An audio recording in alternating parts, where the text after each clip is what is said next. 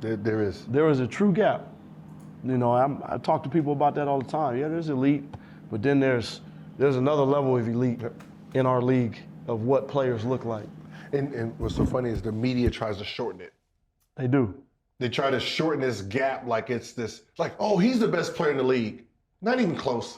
Just stop. Just stop. And just stop. Like, this gap is so big, but you're trying to always replace the next person by putting it back. Like his work, I can look at his game and say, he doesn't understand basketball yet. He plays the sport. He won a championship. Cool. He doesn't really understand how to be great, how to be better, how to train his body. Like, you know, I'm looking at the stats. Oh, you're playing 32 minutes, 34 minutes, 30. I'm sorry, but to be here, you have to train your body to at least 38 minutes and above. Like LeBron played 37 minutes at 37. That's a whole, like, that's a whole, Iverson was playing 43 minutes.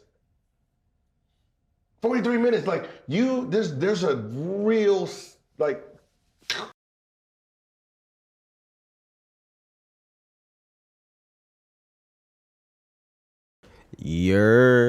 What's good, YouTube? It's your boy Nehemiah, aka Neil, and today we're going to be talking about former players and their weird obsession with certain players in this league.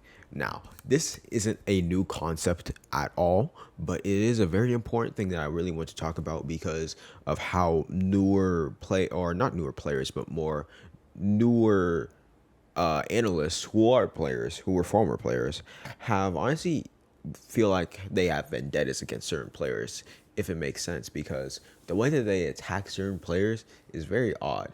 And this all sparked from the Gilbert Arenas video with Giannis Antetokounmpo.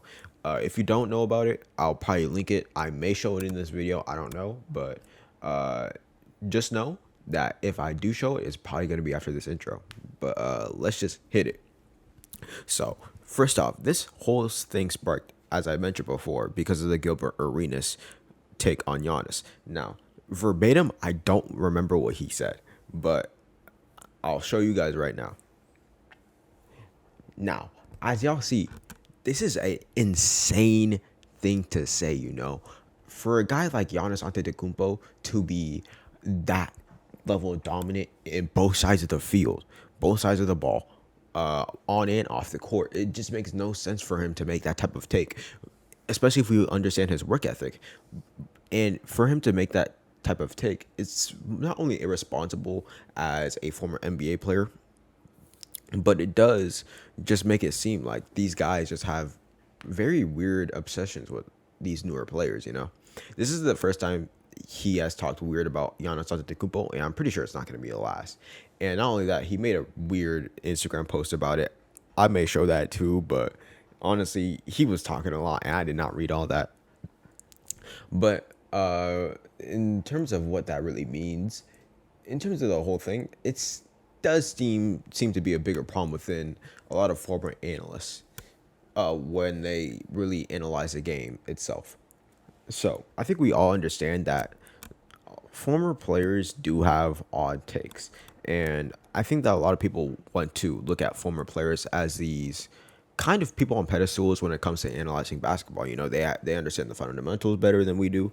They have actually had firsthand experience with the game, and you know that they may have certain things that we just don't from a perspective view. However, I think that doesn't really mean that they're better at analyzing players as we are. You know, a guy like Gilbert Arenas, you know, he was a really good player. Don't get me wrong, but he wasn't a Giannis Antetokounmpo, and I think that could spark an envy for a guy like Gilbert Arenas because he may not really like how Giannis plays. He may not like how successful he is. He may not like him as a character. I don't know, but you know, a lot of these comments are just, one, not warranted, and two, they're just blatantly false, especially when we consider who Giannis is as a player, who he is as a person, you know? And it makes no sense as to why Gilbert Arenas is making these type of takes other than some ulterior motive. But he isn't the only person like this. We have a guy like Shaq, for example, who has always been very hypercritical of a lot of big men in this league. And it's not because he wants to see, big men be better than they are right now. No, it honestly sparks a lot from maybe insecurities in their own realm. It seems that they just don't really respect the game as it is right now. We've seen multiple players, especially a lot of former players from the 70s, 80s, 90s, throw a lot of shade to the current game.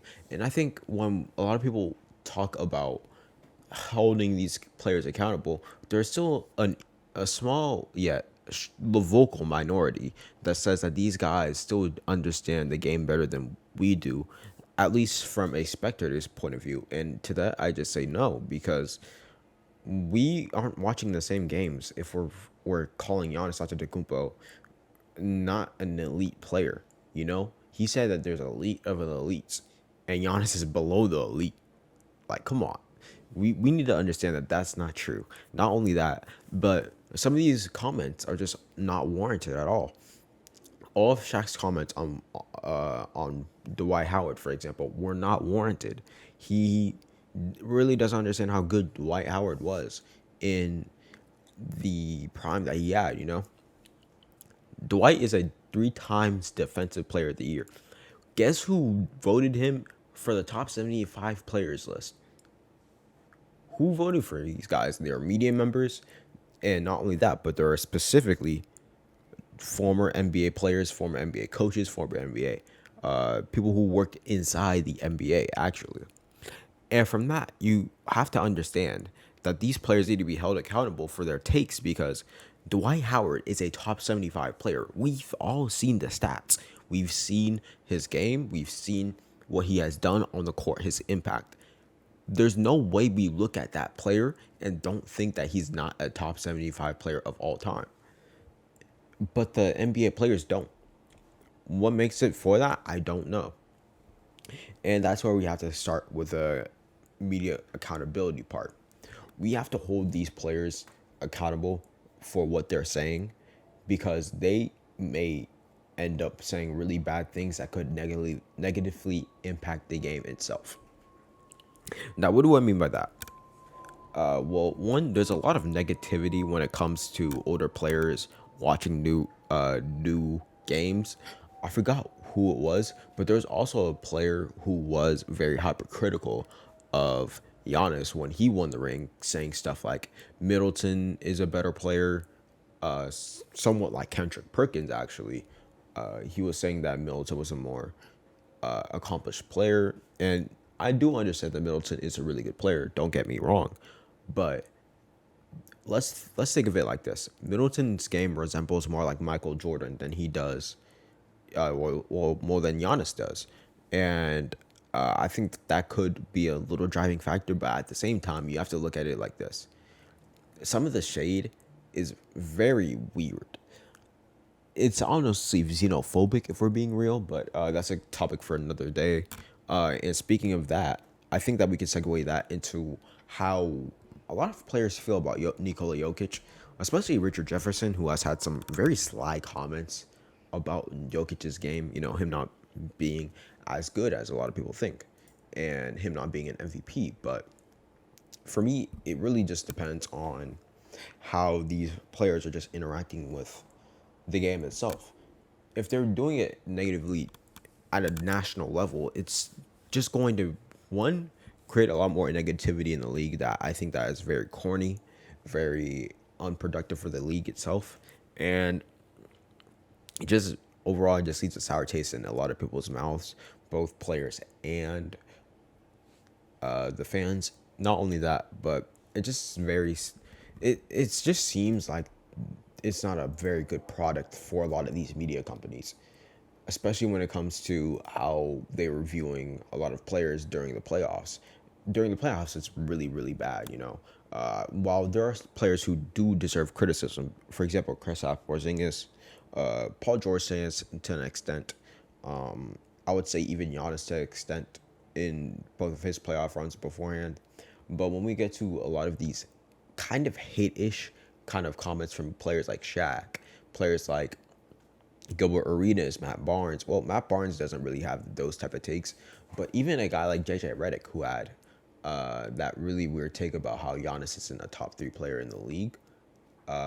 He was saying something like, "What about Giannis?"